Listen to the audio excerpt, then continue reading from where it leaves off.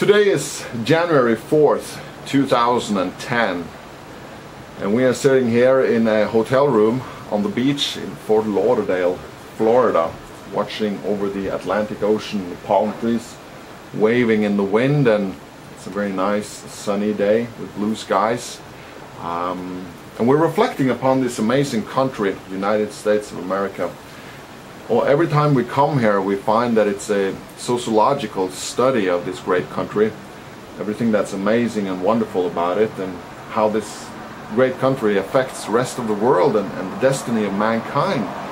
And I mean, we got to show you. I can't sit here and watch this view by myself. I got to show you this view. Let's see if we can get the camera off here. And okay, this is the view from the hotel. You see the beach right down there, see the hotels and the view of the Atlantic Ocean. I love this. Okay, I'm installed in a hotel room here, you know, so whatever. And okay, let's snap this on again.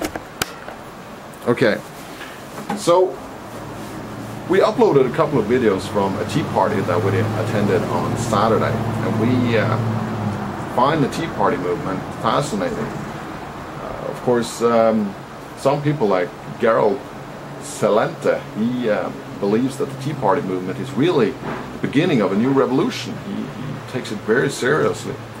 And I went there to investigate that. What is this all about? And I talked to some people that rallied in the Tea Party. And what I have to admit is that it's the fascinating thing about the Tea Parties is that people are very dissatisfied with government and disgusted by government, and it's a protest movement against the growth of government, against the government that has become way too large, taxing way too much, taking on way too much debt, and fallen into a trap of politics that it doesn't seem to be able to get out of. And that's good. The fact that people are seeing this and standing up and showing their discontent is good. But the problem with the Tea Party movement is that there's no coherent idea more than that. There's no platform to unite on and to become a political force within sort of the established political framework. Because what I saw was that there were lots of different, signs and people advocating all kinds of things. There were some gun right people there. There were some pro-lifers, some pro-Israel, and when I started speaking to people more closely, I found that people were, for preemptive war, and all kinds of people are confused, really, because this great country is based on a constitution that's very explicit about a lot of things, and that's the approach that Ron Paul takes to all this. He goes to the Constitution. I mean, I spoke to this guy who is very much anti-Muslim, and he was very much for preemptive wars. Let's fight them over there before they come here, and so on. So he was for the war in Iraq, the first one, the second one in Afghanistan, and using military power, American military power, to bully people around the world to get in line as the Americans wanted. And at the same time, they were advocating, about the Second Amendment. What part of the right to bear guns should not be constrained? What part of that don't you understand? That's their approach, But they don't seem to read the rest of the Constitution. It says the U.S. shall not engage in foreign entanglements. What is a preemptive war other than a foreign entanglement if you invade a country and occupy it for 10 years and no end in sight? Is that a foreign entanglement? So you might as well stick it to them, what part of shall not engage in any foreign entanglements don't you understand? So they're selectively choosing pieces of the Constitution that they like and pushing that. And their problem is, their deep-rooted problem is that of American exceptionalism. And it's hard for an American exceptionalist that's born and raised in the US and love their country and love their flag and their patriots and all that. It's very hard for them to look at themselves with fresh eyes and see where they're sort of stepping out of line. Because American exceptionalism is wrong. No one is above, the fundamentals, principles of life and what it means to be human and mankind's constraints in the world. But they still think that. And American exceptionalism is based on, religious views and based on the fact that the U.S., yes, it is, and it was when it was founded, the most just and the best country ever conceived in the world. But I'm not sure it is anymore. I mean, it's gone so far away from the principles it was founded on that American exceptionalism is less and less legitimate for every day that passes. And the thing is that these people are so supportive of their country and then become supportive of their government no matter what. Because, this is the greatest country in the world and they're waving flags. And what they don't realize is that by doing that, they are strengthening Washington. They are strengthening the politicians over there.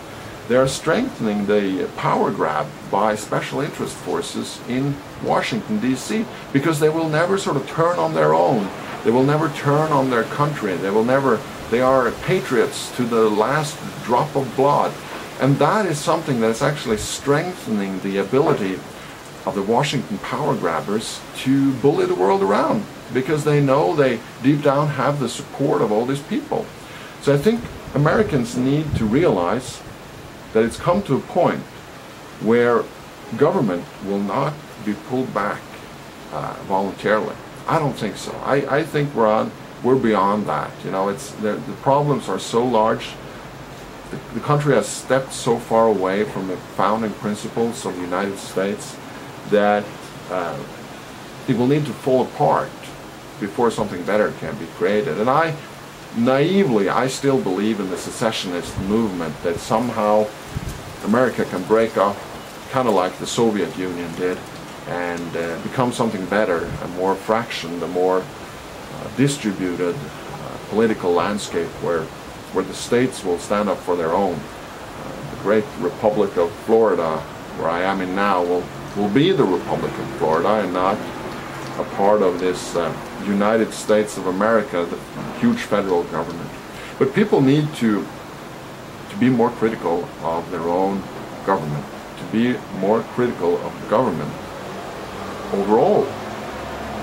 And maybe there is an opportunity within the Tea Party movement to raise a sort of common awareness and try to boil it down to the Constitution and go the way of Ron Paul. But I'm not so sure, because the fact was also that these people that I spoke to, pro-Israel and pro-life, and they were so convinced. You could see the glow in their eyes, and they were like, wide-eyed Americans with talking loud, and they're so sure of themselves that they're right, that I'm not sure that they can ever be convinced otherwise.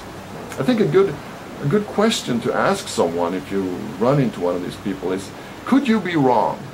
Could it be that you are wrong? And if they're not willing to admit that they could be wrong, I will be the first one to admit that. And I think it's a very important first step in any discussion to make sure that people realize that they can be wrong, because otherwise it's not really any use having a discussion at all.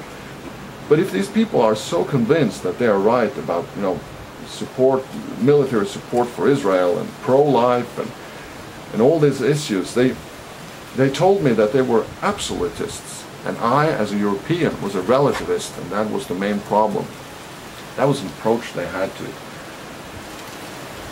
Americans, and especially within the Tea Party movement, need to be more analytical, need to be more critical of their own government, of being American, what it means, in order to find a way to ensure that the principles that this great country was founded on are resurrected, and once more, without a doubt, the best country in the world.